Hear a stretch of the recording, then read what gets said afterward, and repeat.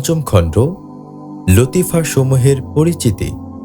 নসিহত ২০ থেকে নসিহত ২৬ পর্যন্ত। নসিহত নং ২০, মানব দেহস্থিত ১০ লতিফার পরিচয় এবং খোদাপ্রাপ্তি সাধনায় ইহাদের ভূমিকা।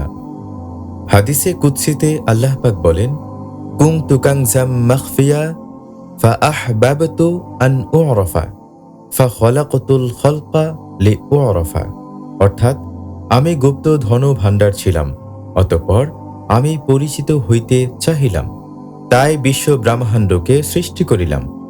ইহা স্পষ্টত যে আল্লাহ পাক নিজেকে প্রকাশ করিবার জন্য সৃষ্টি করিলেন। কাজেই আমাদের কর্তব্য আল্লাহ পাকের পরিচয় গ্রহণে সচেষ্ট হওয়া। এই পৃথিবী হইতে খোদা তাআলাকে চিনিয়া না গেলে পরকালে অন্ধ হইয়া উঠিতে হইবে। পরকালে খোদা তাআলাকে চিনিবার, জানিবার বা বুঝিবার কোনো সুযোগ থাকিবে না। কিন্তু এই দুনিয়াতে কিভাবে খোদা তাআলাকে চেনা যাইবে? আল্লাহ পাক তাহাকে চিনিবার উপায় তিনি নিজেই বাতলাইয়া দিয়াছেন। সৃষ্টির পূর্বে আল্লাহ পাক একাই ছিলেন, আর কোনো কিছুরই অস্তিত্ব ছিল না। অতঃপর সৃষ্টির উদ্দেশ্যে আল্লাহ পাক কুন বা হও বলিলেন। ফলে সকল মানব রূহ একত্রে সৃষ্টি হইয়া আলমে আরওয়াহ হতে অবস্থান গ্রহণ করিল। শুধু মানব রূহই নহে, সৃষ্টি জগতের সকল কিছুই সূক্ষ্ম অবস্থায় আলমে আরওয়াহ হতে বিরাজমান রহিল। এখানে একটি বিষয় রহস্যাবৃত থাকিয়া যায়। আল্লাহ পাক কোন শব্দের আদেশ কাহার উপর প্রয়োগ করিলেন? আদেশ শব্দটার প্রয়োগের ক্ষেত্রে দ্বিতীয় আরেকটি সত্তা বা দ্বিতীয় পুরুষের আবশ্যক হয়। ইহার উত্তরে বলা যায় যে খোদা তাআলার পবিত্র জাত চিরস্থায়ী। জাতের মতো আল্লাহ তাআলার সিফাতও চিরস্থায়ী। আল্লাহ তাআলার হাকিকি সিফাত সমূহের মধ্যে সকল সৃষ্টির হকিকতের উৎপত্তি স্থান নিহিত। আল্লাহ তাআলা সৃষ্টি লগ্নে যে কোন শব্দ প্রয়োগ করিয়াছিলেন তাহা আল্লাহ তাআলার সিফাত স্থিত ওই হকিকত সমূহের প্রতি। ফলে ওই আদেশে সমুদয় সৃষ্টি সূক্ষ্মভাবে প্রকাশ পায়। আল্লাহ তাআলার কোন আদেশে সকল মানব রূহ একত্রে সৃষ্টি হইয়া আলমে আরওয়াহ হতে অবস্থান গ্রহণ করিল। তৎপর সেখান হইতে মানুষ বহু ধাপ অতিক্রম করিয়া এই আদামতে আসিয়া স্থূল আকার ধারণ করিয়াছে। এই আদামতে আসিয়া আমরা আপন প্রভুর কথা ভুলিয়া গিয়াছি। আলমে আরওয়াহ হতে আমরা আল্লাহ তাআলার প্রভুত্ব স্বীকার করিয়া আসিয়াছি। কিন্তু এই আদামতে আসিয়া আমরা আমাদের প্রভুর কথা বিস্মৃত হইয়াছি। আমাদের উৎসের কথা ভুলিয়া নফসে আম্মারার দাসত্ব করিতেছি। শয়তানের কুহকে পড়িয়া আমরা আমাদেরকে দেওয়া খোদা তাআলার আমানতের খেয়ানত করিতেছি। এই অবস্থা চলিতে থাকিলে আমাদের পরিণাম হইবে ভয়াবহ। নফসে আম্মারা এবং শয়তানের সঙ্গে আমাদেরকে আল্লাহ তাআলার ক্রোধের শিকার হইয়া অনন্তকাল দোজকের আগুনে দগ্ধ হইতে হইবে। ইহা হইতে বাঁচিবার উপায় দুনিয়া হইতেই খোদা তাআলাকে চিনিয়া যাওয়া।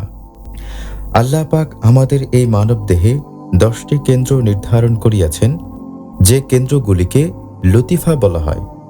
পীরে কামেলের নির্দেশিত পথে চেষ্টা ও সাধনা করিয়া উক্ত 10টি লতিফাকে পরিচ্ছন্ন করিয়া সেখানে খোদা তাআলার নূর ধারণ করিয়া সেই নূরে পথ দেখিয়া ঊর্ধ্বলোকের পানে উরুজ ও সায়ের করিয়া খোদা তাআলার পরিচয় গ্রহণ করা যায়।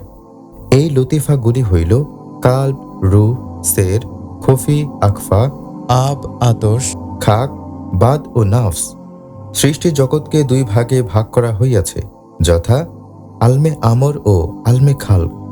কালব, রূহ, সের, খফি, আকফা এই 5টি আলমে আমর বা সূক্ষ্ম জগতের লতিফা। আর আব, আতশ, খাক ও বাদ অর্থাৎ আগুন, পানি, মাটি ও বাতাস আলমে খালক বা স্থূল জগতের লতিফা। আলমে আমর ও আলমে খালকের মধ্যস্থানে বিভেদকারী পর্দার মতো আরশ অবস্থিত। সহজ কথায় আরশের উপর হইতে ঊর্ধ্বদিকে আলমে আমর বা লা মাকাম এবং আরশ হইতে নিচের দিকে 7 তলা জমিনের নিচে তাহাতা সারা পর্যন্ত আলমে খালক অবস্থিত। নিম্নে লতিফা সমূহের সংক্ষিপ্ত পরিচয় তুলিয়া ধরা হইল। লতিফায়ে কালব। এই লতিফা মানুষের বাম স্তনের 2 অঙ্গুলি নিচে অবস্থিত। পদ্মকরক উল্টাইয়া ধরিলে যেই রূপ দেখা যায়, লতিফা কাল্বের আকার অনেকটা সেই রূপ। বাংলায় যাহাকে হৃৎপিণ্ড এবং ইংরেজিতে যাহাকে হার্ট বলে। এই লতিফায় কাল্ব আল্লাহ তাআলার ভেদের এক মহা জ্ঞান ভাণ্ডার, আল্লাহ তাআলার ভেদের এক মহা জ্ঞান সমুদ্র। এই কাল্বের মধ্যেই আল্লাহ তাআলার নিদর্শন সমূহ লাভ করা যায়। আল্লাহ পাক কোরআন মাজিদে বলেন, ওয়াফি আনফুসিকুম আফালা তুবসিরুন, অর্থাৎ আমার নিদর্শন তোমাদের ভেতরই আছে, তোমরা দেখো না কেন? সূরা জারিয়াত 21। খোদা তাআলার নিদর্শন সমূহ দেখিবার কেন্দ্রই এই কাল্ব। একটি বটের বীজের মধ্যে যেমন বিরাট একটি বটগাছ লুকাইয়া রহিয়াছে, তেমনি মানব বক্ষস্থিত কাল্ব নামক ক্ষুদ্র এই মাংসপিণ্ড, যাহার মধ্যে আল্লাহ তাআলার ভেদের এক বিরাট দফতর লুকাইয়া আছে। লতিফায়ে কাল্ব মহাকাল্বের ক্ষুদ্রতম অংশ। সুফি সাধকগণ ফরমাইয়াছেন যে কাল্বের ক্ষেত্র ব্যাপক এবং বিস্তৃত। 2-4 আসমান যদি এই কাল্বের ভিতরে রাখা হয়, তবে তাহা কাল্বের এক পার্শ্বে পড়িয়া থাকিবে। কাল্ব আরশের উপরের জগতের লতিফা হওয়ায় তাহা স্বচ্ছ এবং পবিত্র, কিন্তু আলমে খালকে আসিয়া নাফসে আম্মারার সংস্পর্শে কাল্ব তাহার পবিত্রতা এবং স্বচ্ছতা হারাইয়া ফেলে। মানুষ যতই পাপ কার্যে লিপ্ত হয়, তাহার কাল্ব ততই অস্বচ্ছ হয়, মলিন হয়। পীরে কামেলের তাওয়াজ্জুহ ইত্তেহাদির বলে মুরিদের কাল্ব তাহার স্বচ্ছতা এবং পবিত্রতা ফিরিয়া পায়। এমত অবস্থায় মহাকাল্বের সহিত কাল্ব পুনরায় যোগসূত্র স্থাপন করিতে সমর্থ হয়। মহাকাল্ব হইতে আল্লাহ তাআলার জাতের জেল্লি, তাহার গুণসমূহ বা সিফাতের প্রতিচ্ছবি এবং তাহার ক্রিয়াসমূহের প্রতিচ্ছবি তখন মুরিদের কাল্বে প্রতিফলিত হয়। ফলে সালেক এই কাল্বের মাধ্যমে সৃষ্টি তত্ত্ব জ্ঞান এবং স্রষ্টা তত্ত্ব জ্ঞান, অর্থাৎ ইলমে হুসুলি এবং ইলমে হুজুরের জ্ঞান লাভ করিতে পারে। পরিচ্ছন্ন এই কাল্বে আরশ, কুরসি, লৌহ, কলম সবই দৃষ্ট হয়। মাওলানা রুমি রহমাতুল্লাহ আলাইহি বলিয়াছেন, আরশ কুরসি দারদেলে উস্ত লৌহ কলম, হারকে দিলরা ইয়াফতা আরা নিস্তগম, অর্থাৎ আরশ, কুরসি, লৌহ, কলম, বেহেশত, দোজক, 7 তলা আসমান হইতে 7 তলা জমিনের নিচে, তাহা তা সারা পর্যন্ত সবই তোমার কাল্বেই পরিলক্ষিত হইবে, যদি তোমার কাল্ব মহাকাল্বের সহিত যোগসূত্র স্থাপন করিবার ক্ষমতা প্রাপ্ত হয়। মহাকাল্ব হইতে যখন সালেকের কাল্ব অসীম জ্ঞান রাজ্যের জ্ঞান আহরণ করিয়া মহাজ্ঞানী হয়, এই প্রসঙ্গে একটি ঘটনা তোমাদের জানাইতে চাই। হযরত আবু বকর কাতানী রহমাতুল্লাহ আলাইহি সাহেব কাবা শরীফের নিকটবর্তী এলাকায় তরিকা প্রচার করিতেন। তিনি মক্কাবাসীদের নিকট চিরাগে হেরেম, অর্থাৎ হরম শরীফের প্রদীপ বলিয়া আখ্যায়িত ছিলেন। একদিন তিনি কাবা শরীফের ভিতরে এক পার্শ্বে একাকী বসিয়া ওজিফরত আছেন। দূরে মাকামে ইব্রাহিমের নিকট কয়েকজন তাবি রাসূল করিম সাল্লাল্লাহু আলাইহি ওয়াসাল্লামের বাণীসমূহ লইয়া আলোচনা করিতেছেন। এমন সময় একজন বৃদ্ধ লোক সোজাসুজি হযরত কাতানী রহমাতুল্লাহ আলাইহি সাহেবের নিকট আসিয়া বলিলেন, মাকামে ইব্রাহিমের নিকট হাদিস বিশারদগণ হাদিস লইয়া গবেষণা করিতেছে, আর আপনি এখানে একাকে বসে আছেন কেন? সেখানে হাদিস গবেষণায় অংশগ্রহণ করিতে তো পারিতেন। হযরত কাতানী রহমাতুল্লাহ আলাইহি সাহেব মাথা উত্তোলন পূর্বক বলিলেন, যাহারা হাদিস লইয়া গবেষণা করিতেছেন, তাহারা কোথা হইতে তাহা পাইয়াছেন? উত্তরে আগন্তুক বৃদ্ধ বললেন, তাহারা প্রধান প্রধান সাহাবীদের নিকট হইতে হাদিস শিখিয়াছেন এবং সাহাবা সকল রাসূল করিম সাল্লাল্লাহু আলাইহি ওয়াসাল্লামের নিকট হইতে প্রাপ্ত হইয়াছেন। ইহা শুনিয়া হযরত কাতানী রহমাতুল্লাহ আলাইহি বলিলেন, আপনি তো দীর্ঘ সূত্রের কথা বলিলেন, কিন্তু আমি এখানে বসিয়া বিনা সূত্রে সরাসরি তাহা শ্রবণ করিতেছি। কিভাবে আপনি শ্রবণ করিতেছেন? বৃদ্ধ প্রশ্ন করিলেন। তিনি বলিলেন, আমার কাল্ব খোদা তাআলার নিকট হইতে সমস্তই আমার নিকট বর্ণনা করিয়া থাকে। আগন্তুক বৃদ্ধ পুনরায় প্রশ্ন করিলেন, আপনার এই কথার সমর্থনে কোনো প্রমাণ আছে কি? হযরত কাতানী রহমাতুল্লাহ আলাইহি মুচকি হাসিয়া বলিলেন, ইহার পক্ষে এতটুকু প্রমাণই যথেষ্ট যে আগন্তুক বৃদ্ধ আমাকে উপদেশ প্রদান করিতেছেন তিনি হযরত খিজির আলাইহিস সালাম। হযরত খিজির আলাইহিস সালাম ইহা শ্রবণে নিজের পরিচয় প্রদান করিয়া উপরোক্ত কথার সাথে একমত পোষণ করিলেন। কাল্বে যে নূর দৃষ্ট হয়, তাহা সরিষা ফুলের ন্যায় হলুদ বর্ণের। কাল্বের মূল আরশের উপরে এবং ইহার মূলের মূল তাজাল্লিয়াতে আফআলে সন্নিবেশিত আছে। সালেক বা মুরিদ যখন এই মাকামে উন্নীত হয় তখন সে বুঝিতে পারে যে এই বিশ্ব ব্রহ্মাণ্ডে যাহা কিছু সংঘটিত হইতেছে তাহা এক খোদা তাআলার ইচ্ছা এবং ক্রিয়াগুণ সমূহের দ্বারা সংঘটিত হইতেছে। পৃথিবী, চন্দ্র, সূর্য, গ্রহ, নক্ষত্রের নিজ নিজ কক্ষপথে ভ্রমণ, এক এক ঋতুতে পৃথিবীর এক এক রূপ ধারণ, সমস্ত আল্লাহ তাআলার ক্রিয়াগুণ সমূহের প্রতিবিম্ব। লতিফায় কাল প্রথমে হজরত আদম আলাইহিসসালামের উপর বিকাশ পাইয়াছিল, তাই এই লতিফাকে হজরত আদম আলাইহিসসালামের জেরে কদমের লতিফা বলা হয়। লতিফায় কালবের বেলায়েত অর্জনকারীকে আদমি মাশরাব ওলি অর্থাৎ হজরত আদম আলাইহিসসালামের ঘাটের ঘাটি বলা হয়। লতিফায় রূহ, ইহা আলমে আমর বা সূক্ষ্ম জগতের লতিফা। ইহার অবস্থান দক্ষিণ স্তনের 2 অঙ্গুলি নিচে। এই লতিফার মূল আরশের উপরে এবং মূলের মূল খোদা তাআলার সিফাতে সুবুতি ইলাহিয়াতে সন্নিবেশিত আছে। এই সিফাতে সুবুতি ওই সমস্ত গুণ যাহা খোদা তাআলার জাতে সাবেত থাকে।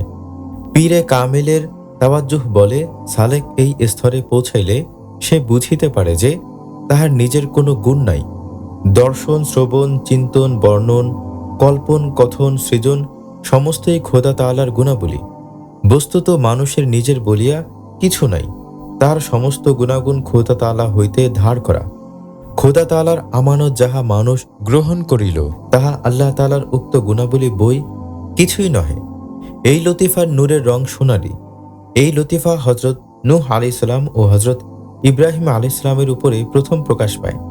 তাই এই লতিফাকে হজরত নূহ আলাইহিসসালাম এবং হজরত ইব্রাহিম আলাইহিসসালামের জেরে কদমের লতিফা বলা হয়।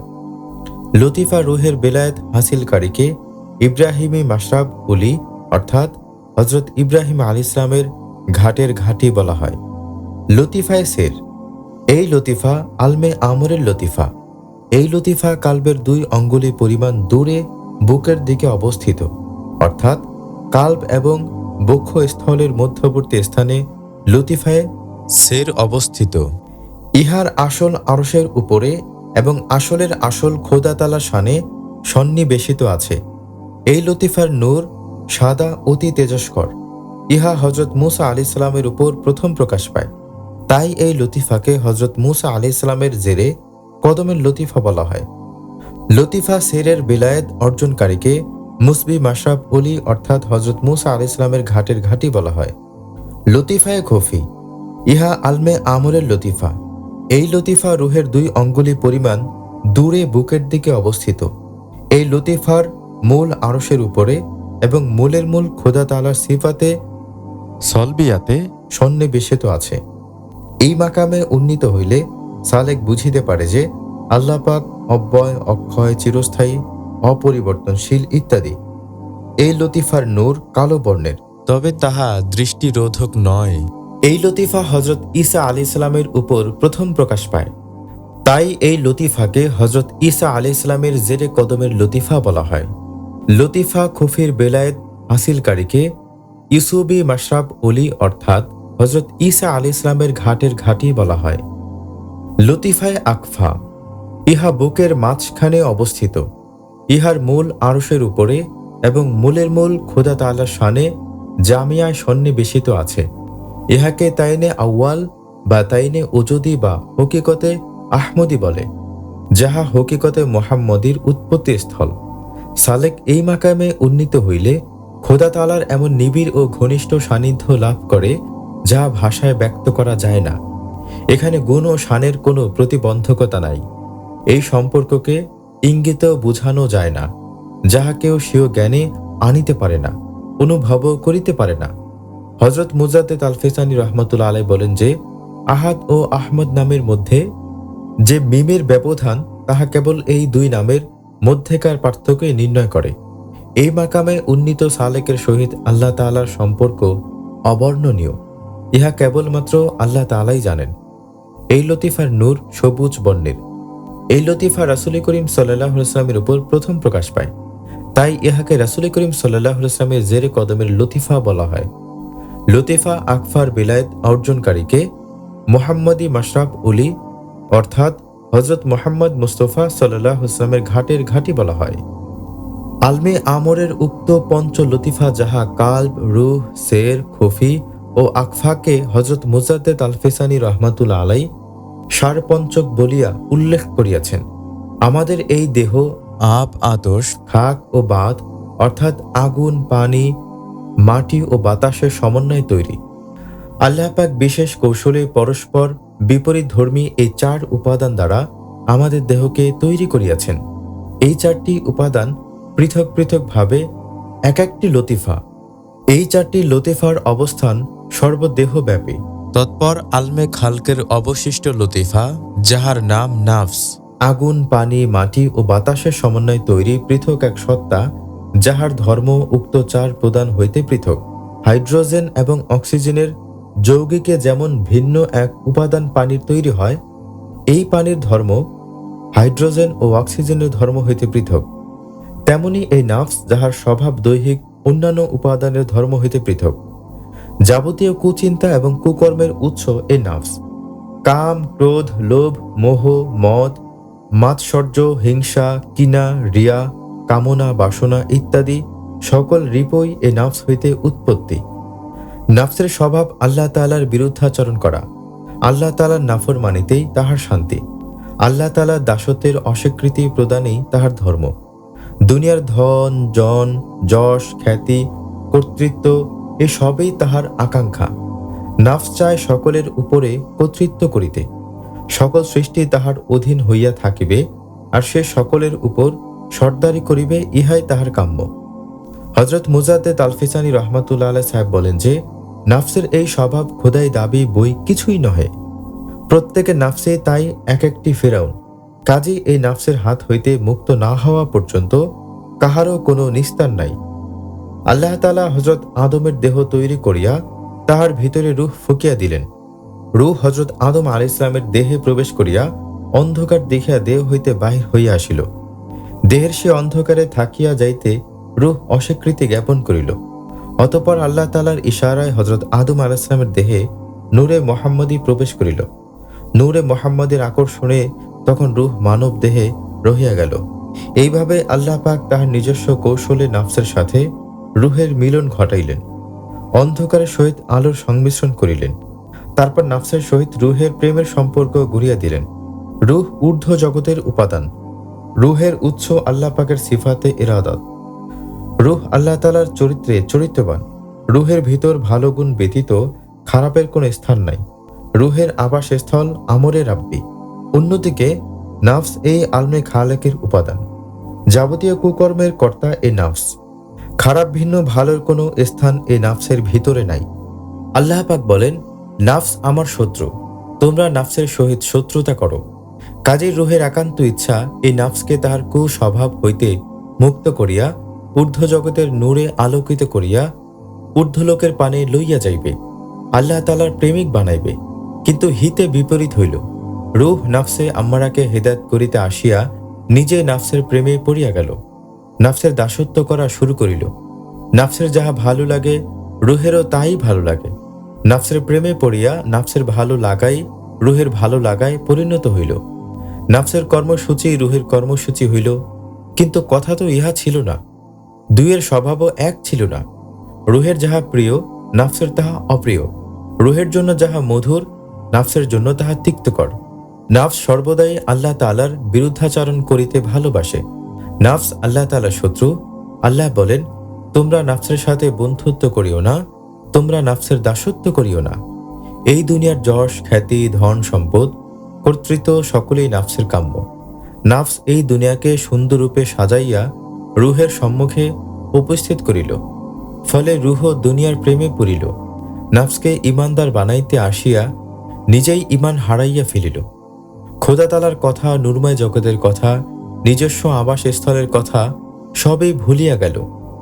দুনিয়ার প্রেমে মত্ত হইয়া নাফসের দাসত্ব করা শুরু করিল। এই অবস্থা চলিতে থাকিলে রূহের ধ্বংস অনিবার্য। নাফসের সাথে নাফসের সাহায্যকারী দুনিয়ার সঙ্গে আল্লাহ তাআলার ক্রোধানলে পড়িয়া অনন্তকাল দোজখের আগুনে দগ্ধ হইতে হইবে। কাজেই নাফসে আম্মারার কবল হইতে রূহকে মুক্ত করিবার জন্য একজন সাহায্যকারীর প্রয়োজন।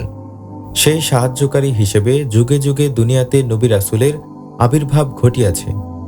নবুয়তের দরজা বন্ধ হইয়া যাওয়ার পর তাহাদেরই চরিত্রে চরিত্রবান করিয়া আল্লাহ তাআলা উলিয়ে কামেল সকলকে প্রেরণ করিতেছেন, পথভ্রষ্ট মানব সকলকে তথা মানব রূহকে নাফসে আম্মারার দাসত্ব হইতে মুক্ত করাইয়া দুনিয়ার অধীনতাকে অস্বীকার করাইয়া আল্লাহমুখী করিবার জন্য।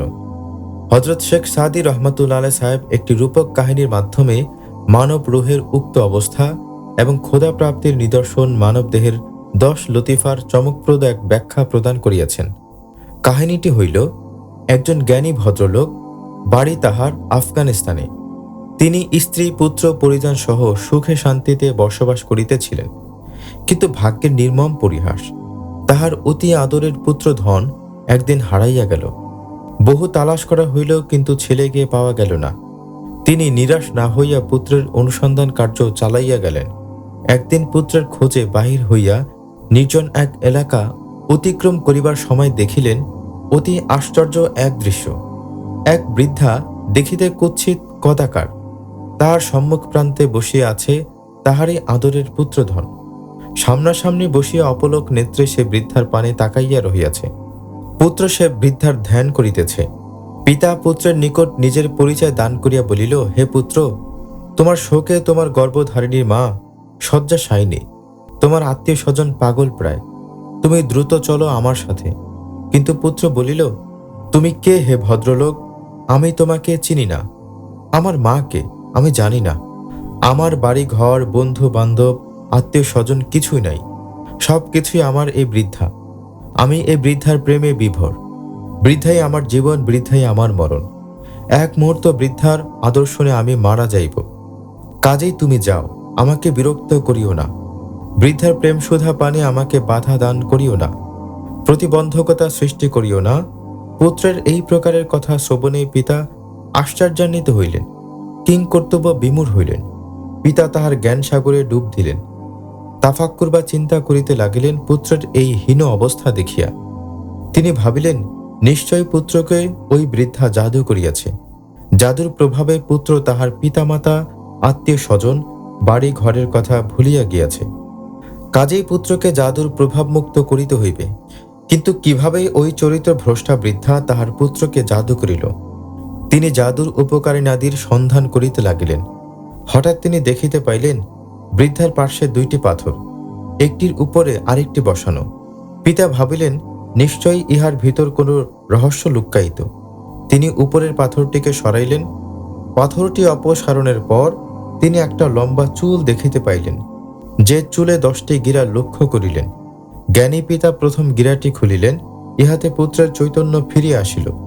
সে তাহার বাবাকে চিনিয়া জড়াইয়া ধরিল। ইহা দর্শনে জ্ঞানী পিতা আসল রহস্য বুঝিতে পারিলেন। তিনি দ্বিতীয় গিরাটি মুক্ত করিলেন। ছেলের হা হুতাশ আরও বাড়িয়া গেল। তাহার মায়ের কথা স্মৃতিপটে ভাসিয়া উঠিল। সে অঝোর নয়নে ক্রন্দন শুরু করিল। জ্ঞানী পিতা তৎপর তৃতীয়, চতুর্থ ও পঞ্চম গিরাটি উন্মুক্ত করিলেন। পুত্র তাহার উৎসে তাহার আবাসস্থলে ফিরিয়া যাওয়ার জন্য পিতাকে উত্ত্যক্ত করিতে লাগিল। উপরোক্ত 5টি গিরাকে হযরত সাদী রহমাতুল্লাহ আলাইহি আলমে আমরের 5 লতিফাকে বুঝাইয়াছেন এবং জ্ঞানী পিতাকে পীরে কামেলের রূপক হিসাবে উল্লেখ করিয়াছেন। অতঃপর অবশিষ্ট 5টি গিরা, যাহা আলমে খালকের 5 লতিফা, যথা আব, আতশ, খাক, বাত ও নাফসের সহিত তুলনা করিয়াছেন। এইভাবে আলমে আমরের 5 লতিফার গিরা যখন খুলিয়া দেওয়া হইল, ছেলে তাহার বাবাকে চিনিল, তাহার মাকে স্মরণ করিল, আবাসস্থলের কথা তাহার স্মরণে পড়িল। তৎপর ছেলে বাবাকে জড়াইয়া ধরিল দেশে লইয়া যাওয়ার জন্য। বাবাকে সে বলিল, বাবা, আমি এখানে কেন? আমাকে বাড়ি লইয়া চলেন। ছেলে বাড়ি যাওয়ার জন্য অস্থির হইল। আধ্যাত্মিক তত্ত্বে জ্ঞানী বাবা ছেলেকে বলিলেন, সবর করো, ধৈর্য ধারণ করো। এখনো আরো 5টি গিরা অবশিষ্ট আছে। সেই গিরাগুলি খুবই শক্ত। অস্ত্র ব্যতীত সেই গিরাগুলি কর্তন করা যাইবে না। শান পাথর দ্বারা অস্ত্রকে ধারালো করা হয়। তেমনি শান পাথর হইল নাফি ইসবাত জেকের। এই শান পাথর রূপী নাফি ইসবাত জেকেরের দ্বারা জ্ঞানী বাবা একটি একটি করিয়া অবশিষ্ট গিরাগুলি কাটিতে লাগিলেন। সে বৃদ্ধা কুহকিনের হাত হইতে ছেলে মুক্ত হইল। তাই হযরত শেখ সাদী রহমাতুল্লাহ আলাইহি সাহেব ফরমাইয়াছেন, তোমরা এমন স্ত্রীলোকের সঙ্গে প্রেম করিও না যে প্রতিদিন সকালে একটি করিয়া স্বামী গ্রহণ করে। এই কুহকিনী দুনিয়া বৃদ্ধা এক রমণী, দেখিতে অতীব কুষ্ঠিত। তাহার দুই পাটি দাঁত আছে। সম্মুখের দাঁত দ্বারা সে হাসিতে থাকে, কিন্তু পিছনের দাঁত দ্বারা সে কাটিয়া হালাক করে। তুমি যদি এই কুহকিনীর হাত হইতে বাঁচিতে চাও, তবে পীরে কামেলের কদমকে শক্ত করিয়া ধরো। পীরে কামেলে একমাত্র তাহার তাওয়াজ্জে ইত্তেহাদির দ্বারা এই কলঙ্কিনী কুহকিনী রমণীর হাত হইতে বাঁচাইতে পারে। তাই জ্ঞানী পিতা মোর্শেদে কামেলের সঙ্গ ধরো এবং কুহকিনীর কুহুক হইতে বাঁচিতে চেষ্টা করো। তবেই তুমি দুনিয়ার কুক হইতে পরিত্রাণ লাভ করিয়া আল্লাহ তাআলার সান্নিধ্য অর্জন করিতে পারিবে। একমাত্র পীরে কামেলের তাওয়াজ্জুহ দ্বারাই ইহা সম্ভব। তাই বলা হয়, যাহার পীর নাই তাহার পীর শয়তান।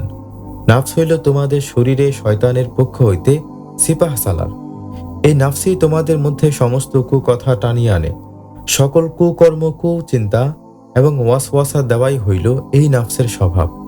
তাই পারস্যের মহা সুফি সাধক হযরত মাওলানা রুমি রহমতুল্লাহ সাহেব এই নাফসকে কালসাপের সাথে তুলনা করিয়াছেন।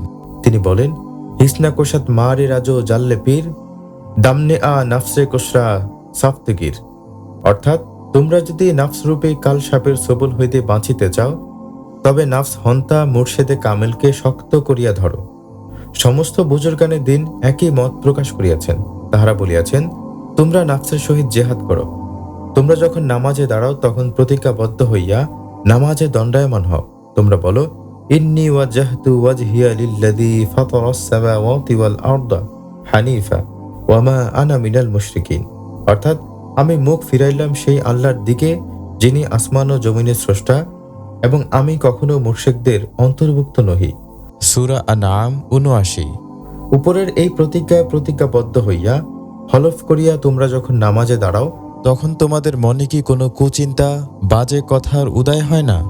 তোমরা কি দেখো না যে কত পুরাতন বন্ধুর স্মৃতি, কত মামলা মোকদ্দমার কথা তোমাদের মনে আসিয়া মনকে ভিন্ন দিকে ঘুরাইয়া লয়?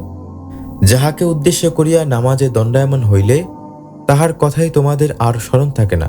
কিন্তু আল্লাহ পাক ফরমান, ইন্নাহু আলিমুম বিযাতিস সুদূর। অর্থাৎ, নিশ্চয় তিনি আল্লাহ তোমাদের দিলের খবর রাখেন। সূরা হুদ ৫। তাই হে জাকিরানগণ, তোমরা যদি খাঁটিভাবে নামাজ আদায় করিতে চাও, বিশুদ্ধভাবে আল্লাহর বন্দিগি করিতে চাও, তবে নাফসের কুখায়েশ, কুচিন্তা হইতে বাঁচিবার আপ্রাণ চেষ্টা করো। আল্লাহ ভিন্ন অন্য কোনো চিন্তা যেন মনে আসিতে না পারে। নাফস শয়তান তোমাদের শরীরের শিরা ধমনী, মাথার চান্দি হইতে পায়ের তলা পর্যন্ত যেন তোমরা আল্লাহর দিকে না যাইতে পারো, আল্লাহর কথা তোমাদের মনে না আসিতে পারে। তোমরা যদি নাফসের এই করাল গ্রাস হইতে বাঁচিতে চাও, তবে পীরে কামেলকে শক্ত করিয়া ধরো। পীরে কামেলের উসিলা ব্যতীত দ্বিতীয় আর উপায় নাই। বর্তমান জামানার মুজাদ্দেদ হযরত খাজা বাবা শাহ সুফি এনায়েতপুরী কুদ্দেসা সিরুল আজিজ সাহেব, তাহার কদম শক্ত করিয়া ধরো এবং রাবেতায় কালফি শেখ হাসিল করো, তবেই কল্যাণ। আল্লাহ তোমাদের শক্তি দান করুন, যাহাতে নাফসের করাল গ্রাস হইতে তোমরা বাঁচিতে পারো। হে আল্লাহ, আপনার মহাব্বত দিলে পয়দা করাই আমাদের উদ্দেশ্য। আপনাকে রাজি রাখাই আমাদের কর্তব্য ও কর্ম। আপনি দয়া করিয়া আপনার মারেফাত ও মহাব্বত ভিক্ষা দিন। হে খোদা, আপনি পরম দয়ালু, দাতা ও সর্বশক্তিমান। আপনার দয়া ব্যতীত নাফসের এই ভয়ানক গ্রাস হইতে বাঁচিবার ক্ষমতা কাহারও নাই। তাই নাফসের সাথে এই জিহাদে আপনার অনুগ্রহে আমরা যাহাতে বিজয় হইতে পারি, সেই করুণাই আপনার কাছে আমরা ভিক্ষা চাই। আপনি দয়া করিয়া নাফসের এই করাল গ্রাস হইতে বাঁচান।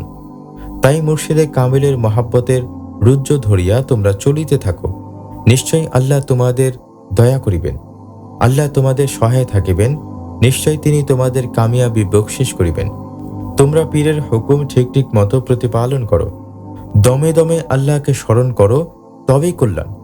মুর্শিদে কামেলের তাওয়াজ্জুহ দ্বারাই এই অপূর্ব নিয়ামত হাসিল করা যায়। ইহা ব্যতীত বিকল্প কোনো পথ নাই। তোমরা আল্লাহ ও রাসূলের মহাব্বতের রুজ্জ ধরিয়া সত্য পথে চলিতে থাকো। আল্লাহ তোমাদের কবুল করুন। আমিন।